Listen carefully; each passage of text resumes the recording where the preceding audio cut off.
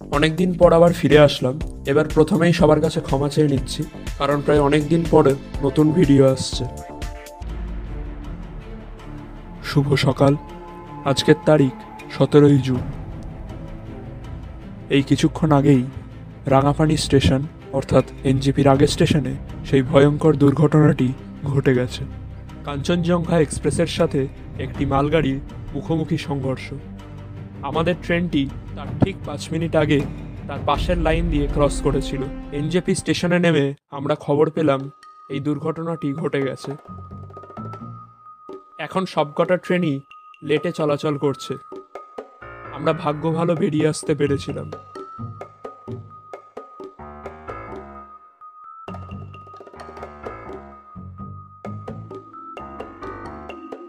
তো যাই হোক, আশা করি বাকি দিনগুলো ভালোই কাটবে।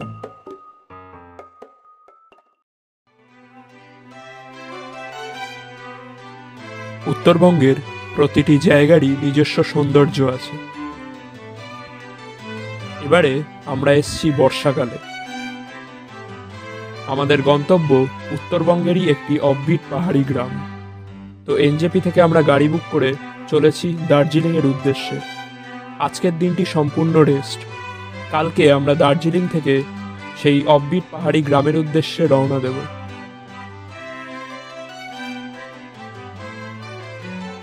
দার্জিলিংয়ে কালকে সারা রাত ধরে বৃষ্টি হয়েছে। অগত্যা তাই আজকে আমরা ছাতা মাথায় নিয়ে চলেছি দার্জিলিং টয় ট্রেন স্টেশনের উদ্দেশ্যে। এখনো সমানে বৃষ্টি পড়েই চলেছে।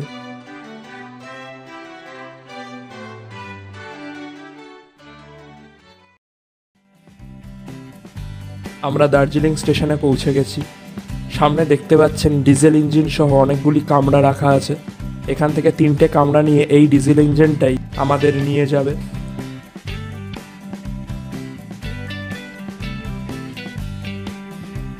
এখানে সবশুদ্ধ 2টো প্ল্যাটফর্ম আছে, 1 নম্বর এবং 2 নম্বর।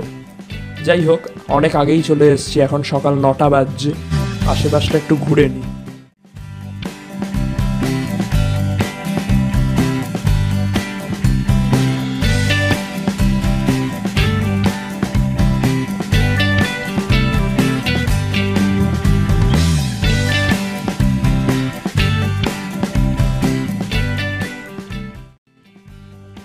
তো এই যে সামনেই 2টো প্ল্যাটফর্ম দেখা যাচ্ছে। তো 2 নম্বর প্ল্যাটফর্ম যেটা, সেখান দিয়ে শুধু জয়রাইডের টয় ট্রেনগুলি ছাড়ে।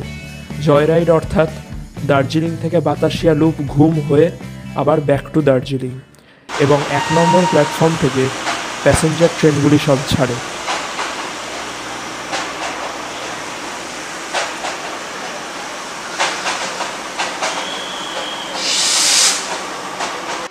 ঘড়ির কাঁটায় একদম 9টা 40।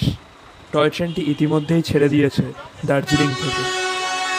প্রথমে একটু সমস্যাই হচ্ছিল, মানে মূল স্টেশন থেকে লাইন ধরে বেরোতে, কারণ সামনে লাইনের ওপরেই গাড়ি ঠাড়ি দাঁড়িয়ে পুরো জ্যাম হয়েছিল সামনেটা। এখন একটু ধীরে ধীরেই চলছে, কারণ এর সাইডে অনেক দোকানপাট আছে। তো এখানে আরেকটা জিনিস বলে রাখা দরকার, দার্জিলিং থেকে কার্শিয়াং যাওয়ার পথে আমাদের মোট 3টি স্টেশন পড়বে। প্রথমে ঘুম, তারপর সোনাদা, তারপরে টুং এবং তারপরেই কার্শিয়াং।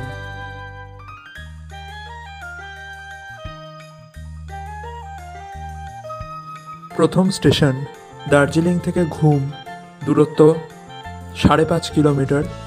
গাড়িতে লাগবে 15 মিনিট এবং টয় ট্রেনে আধ ঘন্টা। পরের স্টেশন সোনাদা। ঘুম থেকে সোনাদা 13 কিলোমিটার, টয় ট্রেনে লাগবে 40 মিনিট। পরবর্তী স্টেশন টুং। সোনাদা থেকে টুংয়ের দূরত্ব 9 কিলোমিটার। গাড়িতে লাগবে 30 মিনিট এবং টয় ট্রেনে 40 মিনিটের কাছাকাছি। এবং শেষে টুং থেকে কার্শিয়াং, দূরত্ব 7.5 কিলোমিটার। গাড়িতে লাগবে 20 মিনিট এবং টয় ট্রেনে 40 মিনিটের কাছাকাছি।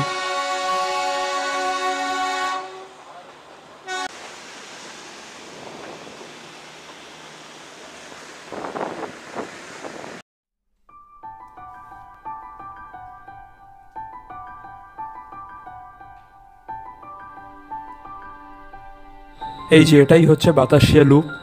এটা আসলে কিছুই না, একটা পাহাড়েরই টপ, মানে হিল টপ যেটা বলা যেতে পারে। তো এখানে টয় ট্রেনটি পুরো 360 ডিগ্রি রাউন্ড করে ঘোরে। বর্তমানে এখানে একটি ওয়ার মেমোরিয়াল করা হয়েছে। এছাড়াও এখান থেকে আকাশ পরিষ্কার থাকলে সম্পূর্ণ কাঞ্চনজঙ্ঘা দেখতে পাওয়া যায়।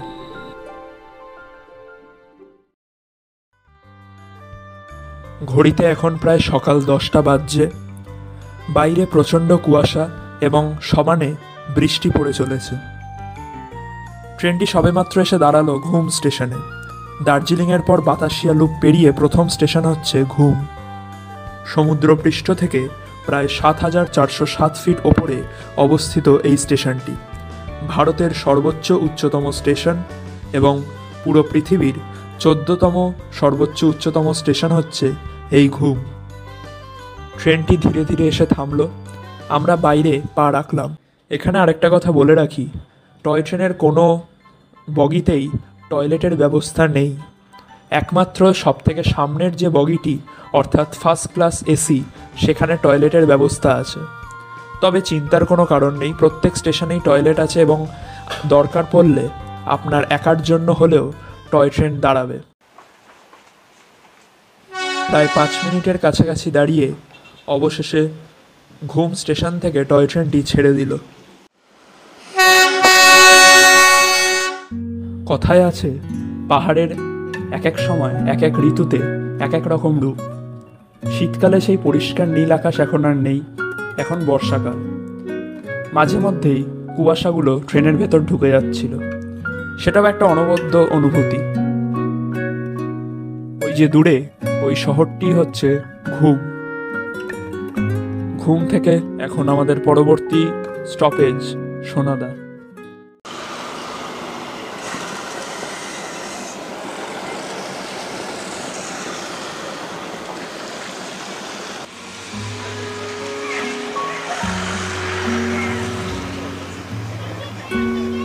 সাল 1970। কণ্ঠে কিশোর কুমার এবং অপরদিকে রাজেশ খান্না, শর্মিলা ঠাকুর। সিনেমার নাম আরাধনা। এই পথেই সেই বিখ্যাত সিনেমার শুটিং হয় এবং অমর হয়ে থেকে যায় সেই বিখ্যাত গানটি মেরে স্বপ্ন কি রানী, কণ্ঠে কিশোর কুমার।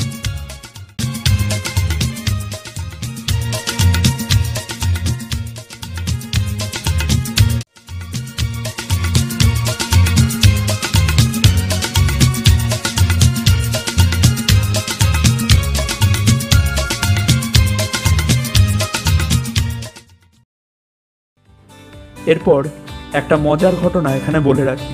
হয়তো শুরুর দিকে লক্ষ্য করেছিলেন আমাদের টয় ট্রেনে মোট 3খানা কোচ আছে। প্রথমটা ফার্স্ট ক্লাস এসি এবং তারপরে 2টো নর্মাল কোচ। এই ট্রেনটির সম্পূর্ণ গন্তব্য হচ্ছে দার্জিলিং থেকে এনজেপি।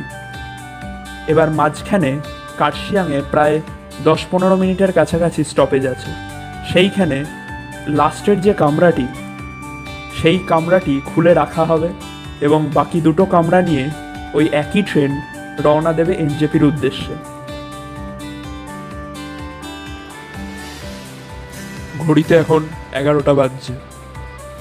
এই যে দূরে যে টাউনটি দেখতে পাচ্ছেন, এটাই হচ্ছে সোনাদা। তো একেই অনেক লেট হয়ে গেছে, এতক্ষণে আমাদের কার্শিয়াং পৌঁছে যাওয়ার কথা ছিল।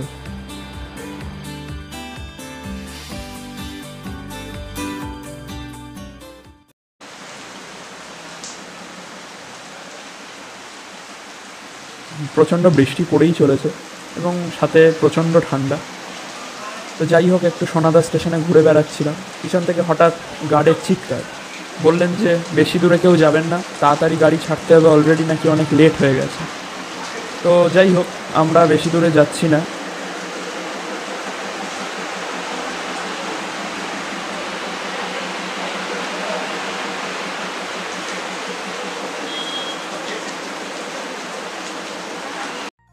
এই কিছুক্ষণ আগেই আমাদের হোমস্টের মালিক অর্থাৎ রিচার্ড জি ফোন করেছিলেন। তো যখন শুনলেন আমরা টয় ট্রেনে করে আসছি, উনি বললেন যে কার্শিয়াং অবধি যেতে হবে না, তার আগের স্টেশন অর্থাৎ টুংয়ে আমাদের নেমে পড়লেই হবে। আসলে সেন্ট মেরিজ হিল সেইটা হচ্ছে টুং স্টেশন থেকে একদম কাছে।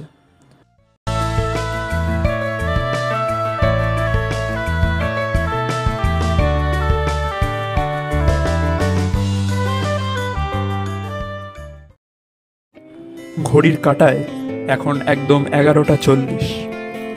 ট্রেনটি ধীরে ধীরে এসে থামল টুং স্টেশনে। আমরা নেমে পড়েছি ইতিমধ্যেই। তো প্রচণ্ড বৃষ্টি তো পড়ছিলই, তো একটু রাস্তাটা পেরিয়ে একটু শেডের তলায় এসে দাঁড়ালাম। এইবারে ক্যামেরাটা অন করেছি। আসলে টুং স্টেশনটাই একটা মজার ব্যাপার।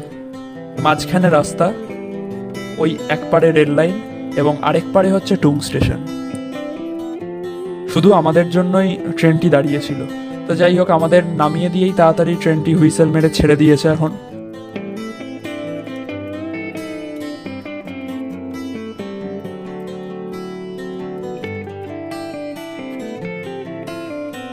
তো এই যে লেখা আছে দেখছেন, এইটাই হচ্ছে টুং স্টেশনটা, আর ওই দিকে রেল লাইনটা।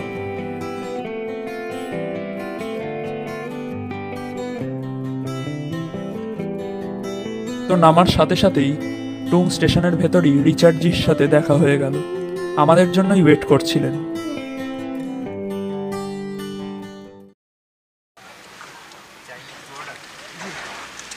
স্টেশনে নামার সাথে সাথেই আমাদের হোমস্টের মালিক অর্থাৎ রিচার্ডজির সাথে দেখা হয়ে গেল। স্টেশনের পাশেই গাড়ি নিয়ে দাঁড়িয়েছিলেন। তো সেই গাড়িতেই আমরা এখন চলেছি সেন্ট মেরিজ হিলের উদ্দেশ্যে। উনি একাই গাড়ি নিয়ে এসেছিলেন, নিজেই ড্রাইভ করছিলেন এবং তার সাথে পাহাড়ের বিভিন্ন অজানা কাহিনী শোনাচ্ছিলেন।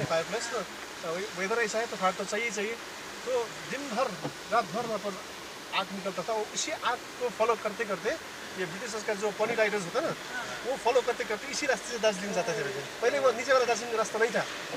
তো যাই হোক, কার্শিয়াং এসছি এবং অবশ্যই কার্শিয়াংয়ের বিখ্যাত মার্গারেটস ডেক একবার ঢু মেরে গেলাম। টুং স্টেশন থেকে একদম কাছেই অবস্থিত মার্গারেটস ডেক। এটি আসলে পাহাড়ের খাদে অবস্থিত একটি ক্যাফে এবং তার নিচে মার্গারেটস হোপ টি এস্টেট।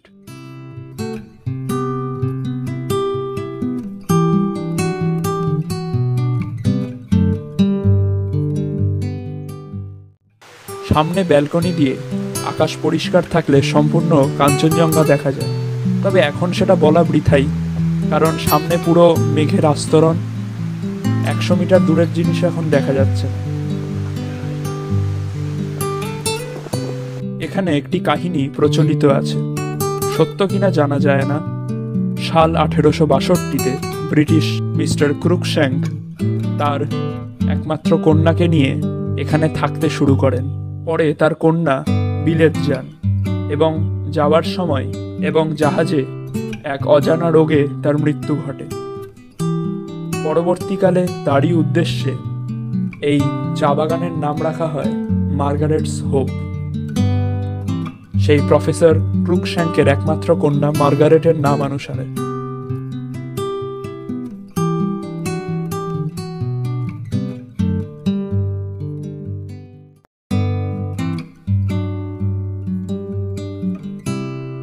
যাই হোক, আমরা ভেতরে গিয়ে বসলাম।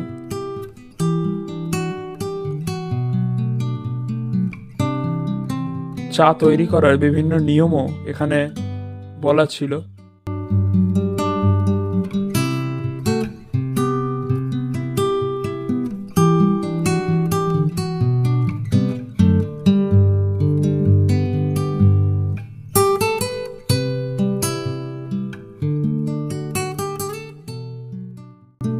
আমরা নিয়েছিলাম গ্রিন টি এবং সাথে chicken drumstick in white sauce.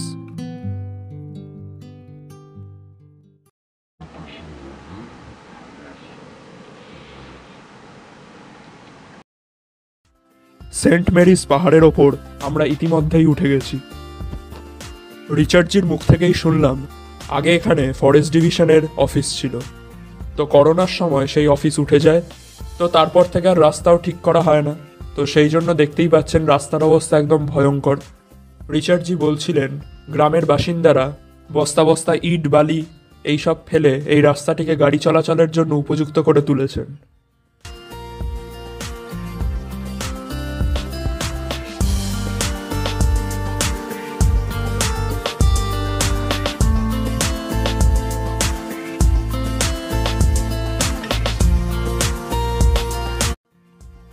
চারিদিকে ঘন ফার্ন এবং পাইনের জঙ্গল।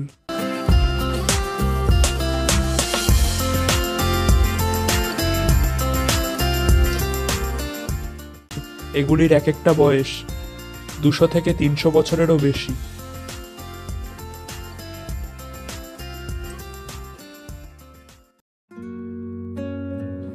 এখন ঘড়িতে প্রায় 2টো বাজছে। আমরা সবে এসে পৌঁছালাম সেন্ট মেরিজ হিলে অবস্থিত সিলভান হোমস্টেতে।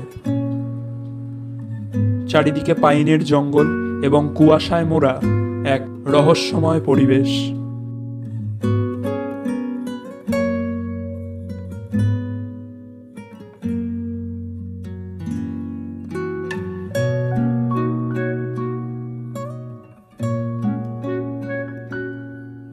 যাই হোক, এই যে গাড়ি দেখতে পাচ্ছেন, এটাতে করেই আমরা এসছি। এইটা রিচার্ড জিরি গাড়ি, উনিই চালান।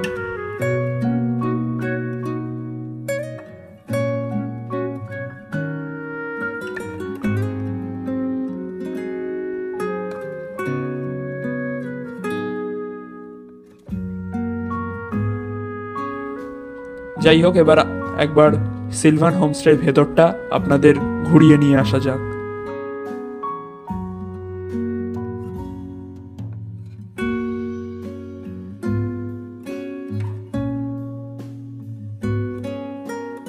হাঁটতে হাঁটতেই চোখে পড়ল দোতলা একটি বাড়ি। ওইটাই হচ্ছে সিলভান হোমস্টে।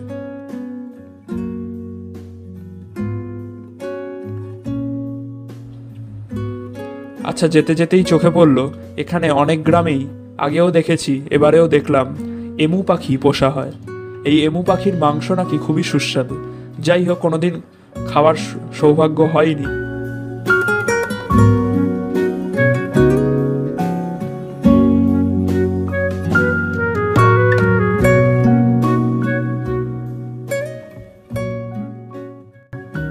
এই যে এটাই হচ্ছে সিলভান হোমস্টের গেট।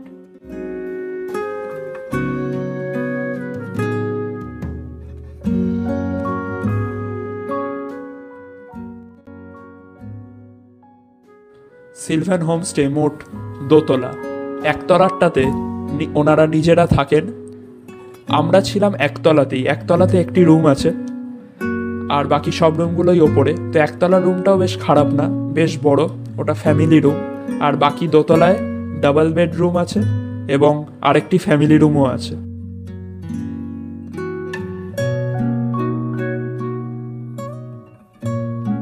ডান দিকে দেখলাম বেশ সাজানো গোছানো একটি ছোট্ট বাগান করা আছে। তো আমি পা বাড়াতে গেলাম, তার আগেই রিচার্ড জি আটকালেন। এখন বর্ষার সময়, এই এলাকাতে প্রচুর জোক। যাই হোক, তাই আর গেলাম না বাগানটাতে, এমনি বাইরে দিয়েই দেখে এলাম।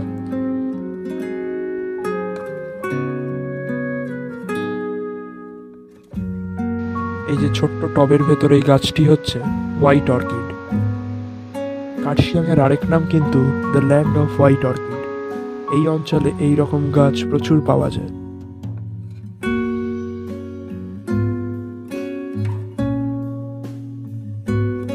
এই যে সিঁড়ি দিয়ে আমরা উঠছি,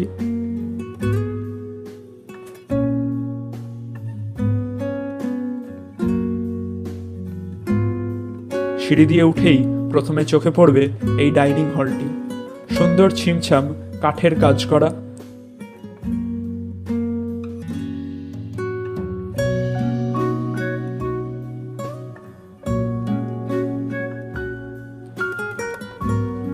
তারপরে সোজা চলে গেলে করিডোরের দুধারে 4টে রুম এবং একদম সোজা গেলে একটি ছোট্ট বারান্দা।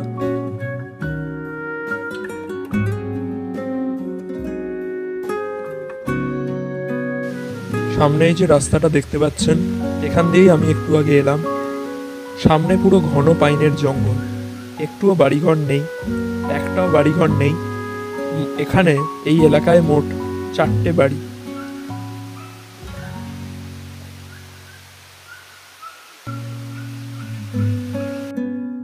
এবারে দোতলার ঘরগুলো একবার দেখিয়ে আনা যায়।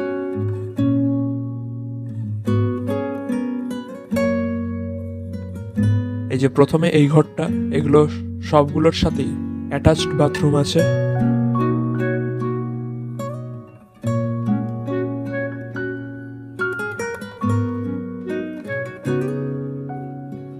আর এইটা হচ্ছে ফ্যামিলি রুম, এটিও 2টো আছে। একটি ওপরে এবং আরেকটি নিচে, যেটায় আমরা ছিলাম।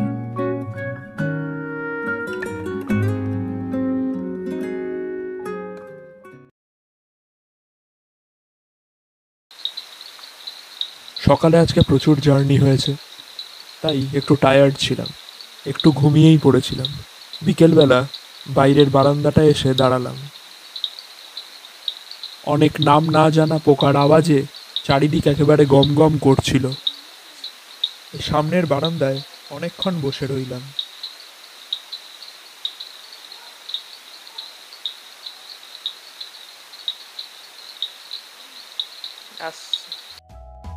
কিছুক্ষণ পরেই ডাইনিং টেবিলে চলে এলো গরম গরম আলুর পকোড়া।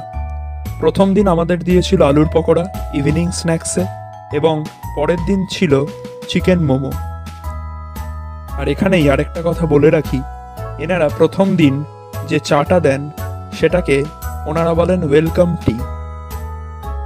এই চাটার স্বাদ কিন্তু অসাধারণ, এটা অবশ্যই একবার খাওয়া উচিত।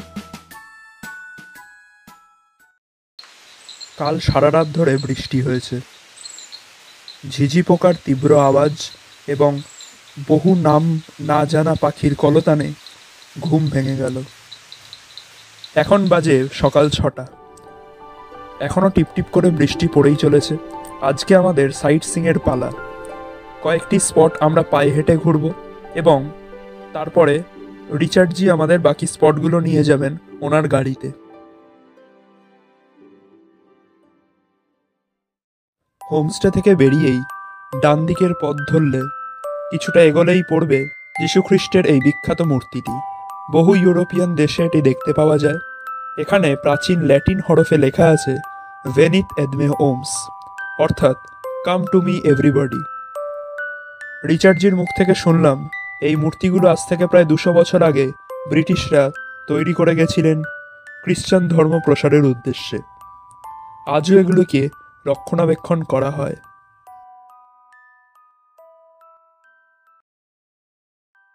এই ঢালবে আরও কিছুটা নামলে চোখে পড়বে the ghetto of the lady of Rosary, অর্থাৎ সংক্ষেপে খ্রিস্টান প্রার্থনা স্থল। চারিদিকে পাইনের জঙ্গল, তার মাঝে বেশ সুন্দর ছিমছাম পরিচ্ছন্ন একটি এলাকা। চলুন ভেতরে ঢোকা যাক। গেট খোলাই থাকে, বিকেলবেলা বন্ধ করা হয়। ঘেটোর ভেতরের রাস্তা ধরে কিছুটা এগোলেই চোখে পড়বে একটি চৌবাচ্চা। সেখানে সারাক্ষণ পাহাড়ের ঝর্ণার জল জমা হচ্ছে। এই চৌবাচ্চার জল নাকি খুবই পবিত্র।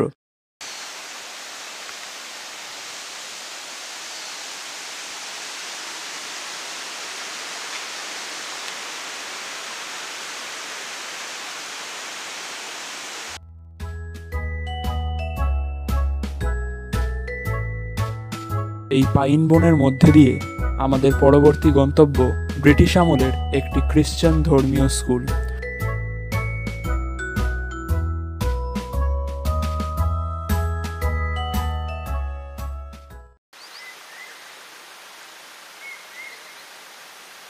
আজ থেকে প্রায় 200 বছর আগে ব্রিটিশরা ধর্মপ্রসারের উদ্দেশ্যে এই বাড়িটি তৈরি করেন।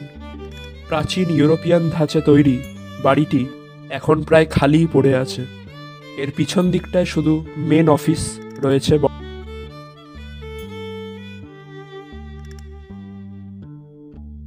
তো এর ইতিমধ্যেই দেখলাম গাড়ি নিয়ে রিচার্ডজিও চলে এসছেন। উনি আগে এখানেই কাজ করতেন, তো সেই সূত্রেই এখানকার সিকিউরিটি গার্ডদের সঙ্গেও দেখলাম বেশ আলাপ রয়েছে। রিচার্ডজির মুখ থেকেই এই জায়গার সম্পর্কে অনেক অজানা তথ্য উঠে এলো।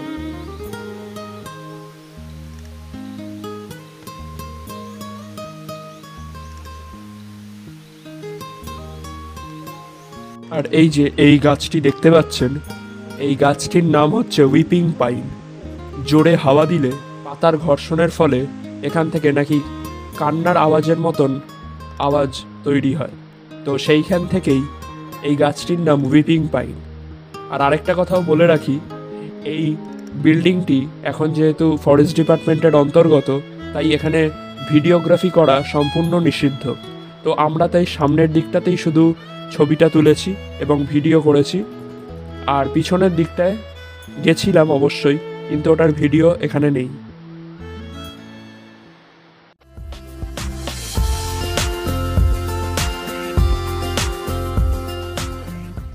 কার্শিয়াং শহরের আশেপাশে যে সাইট সিংয়ের জায়গাগুলো আছে সেইগুলো আজকে ঘুরব। প্রথমের গন্তব্য কার্শিয়াং টয় ট্রেন স্টেশন।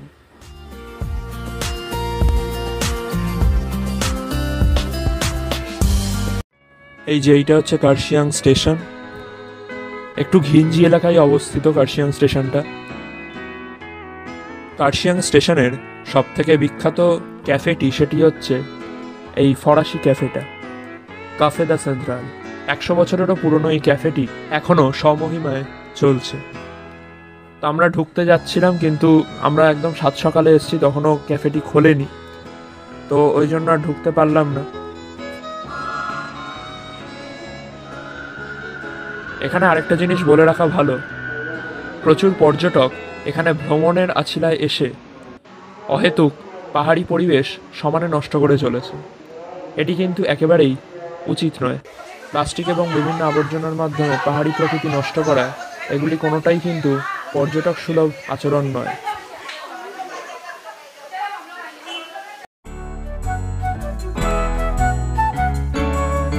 কুয়াশায় মোড়া রাস্তা দিয়ে আমাদের পরবর্তী গন্তব্য গিদ্দা পাহাড়।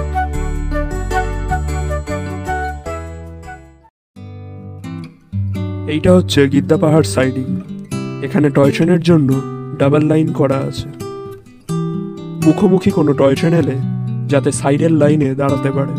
তো যাই হোক, আমরা টয় ট্রেনের লাইন পেরিয়ে বাঁ দিকের ওপরের রাস্তা ধরে উঠতে লাগলাম। তখনও ঝিরঝির করে বৃষ্টি পড়েই চলেছে।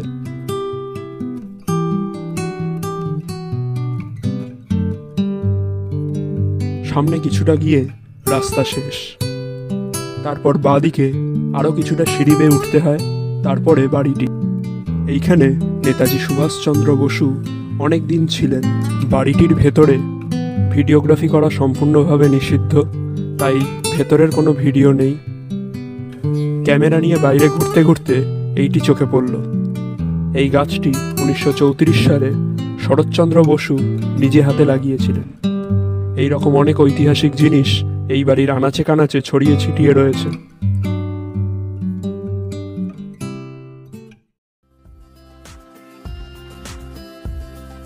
কুয়াশায় মোড়া রাস্তা দিয়ে আমাদের পরবর্তী গন্তব্য চিমনি গ্রাম।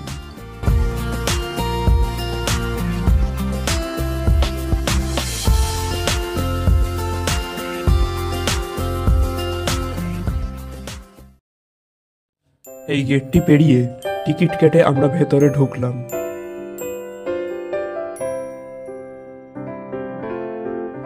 (1839 সালে এই জায়গাটিতে ব্রিটিশরা একটি ডাকবাংলো তৈরি করেন, কিন্তু সেই সময়ের ইতিহাসের কোনো চিহ্ন আজ পাওয়া যায় না। পরবর্তীকালে 1848 সালে একজন ব্রিটিশ পরিবেশবিদ জেডি হুকার শিলিগুড়ি থেকে দার্জিলিং আসার সময় এই ডাকবাংলোটিতে ওঠেন। ওল্ড মিলিটারি রোড হয়ে পাংখাবাড়ি থেকে দার্জিলিং আসার এটিই ছিল সেই সময়কার প্রধান রাস্তা। এটার বর্ণনা আমরা ওনার হিমালয়ান জার্নাল প্রবন্ধে পাই। পরবর্তীকালে ধীরে ধীরে এই ডাকবাংলোটি নষ্ট হয়ে যায়, কিন্তু অদ্ভুতভাবে ডাকবাংলোর শতাব্দী প্রাচীন চিমনিটি আজও রয়ে গেছে। সেটিকে ঘিরেই আজকের এই চিমনি পার্ক, এবং গ্রামের নামও চিমনি।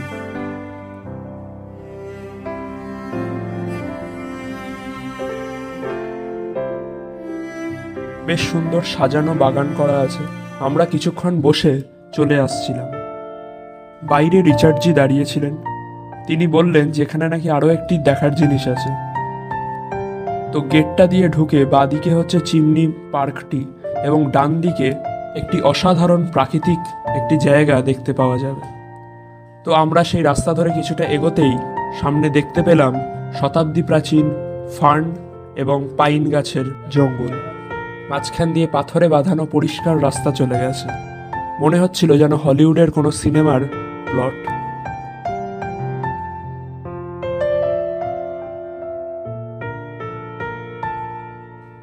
বৃষ্টি তো হয়েই চলেছে। এর মধ্যেই মাঝে মাঝে চমকে দিয়ে পাইন গাছের পাতার খসখস শব্দ শোনা যাচ্ছিল।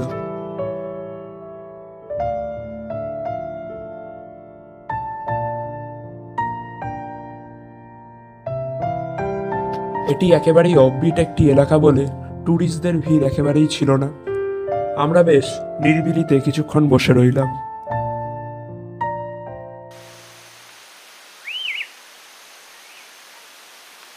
প্রকৃতি এখানে নিশ্চিন্তে তার রূপ মেলে ধরেছে। প্রচুর নাম না জানা পাখির আওয়াজ ভেসে আসছিল।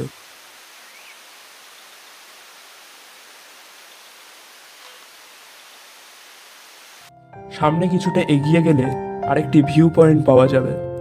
আকাশ পরিষ্কার থাকলে এখান থেকে নাকি পরিষ্কার কাঞ্চনজঙ্ঘা দেখা যায়। তবে যাই হোক, এখন তো বলা বৃথাই, দেখতেই পাচ্ছেন চারিদিকে একেবারে কুয়াশায় ঢেকে গেছে।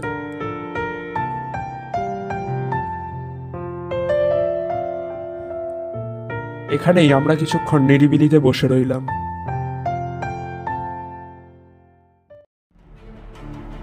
ঘন কুয়াশার ভেতর দিয়ে এখন গাড়িটি ছুটে চলেছে। ইতিমধ্যেই বেশ একটি আদিভৌতিক পরিবেশ তৈরি হয়েছে।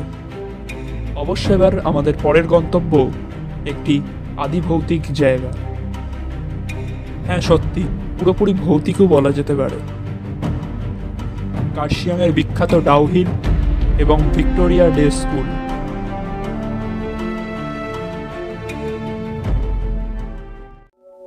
বর্তমানে ভিক্টোরিয়া ডে স্কুলের ভেতরে রাস্তায় কাউকে ঢুকতে দেওয়া হয় না সাধারণ পর্যটকদের, কারণ তাতে অবশ্যই ছাত্রছাত্রীদের এবং স্কুলের পরিবেশেরও ক্ষতি হয়। তাই তবে রিচার্ডজির অনেক এখানে জানাশোনা ছিল, তাই আমরা এমনি ঢুকেছিলাম।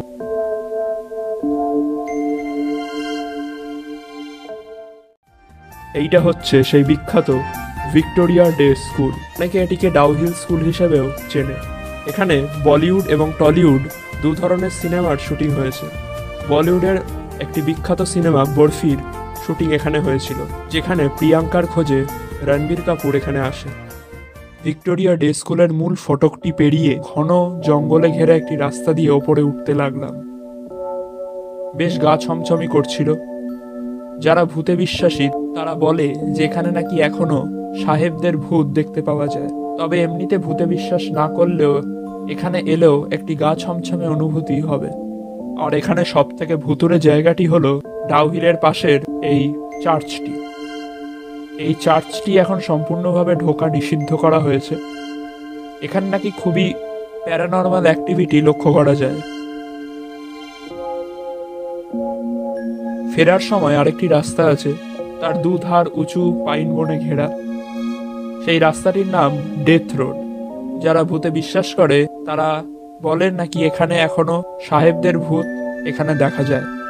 তবে ভূতে বিশ্বাস না করলেও একজন সাধারণ প্রকৃতিপ্রেমিক মানুষ হিসেবে এখানে এলেও চোখ জুড়িয়ে যাবে।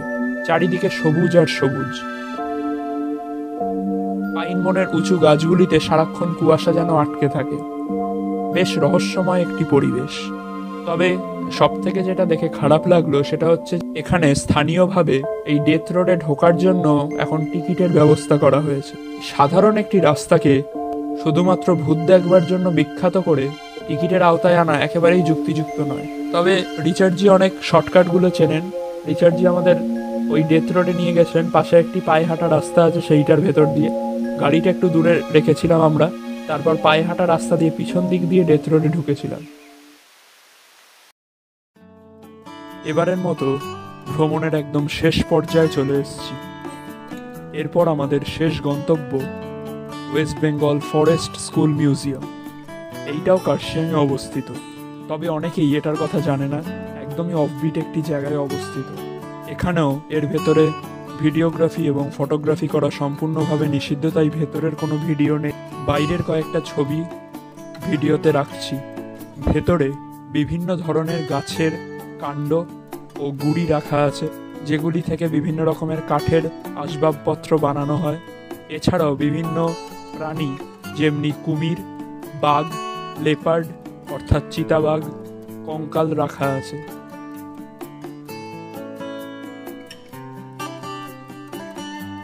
এখানে সব গুরুত্বপূর্ণ তথ্য দেওয়া হলো।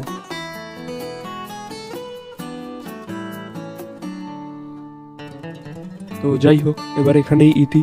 আবার দেখা হবে অন্য একটি ভিডিও নিয়ে।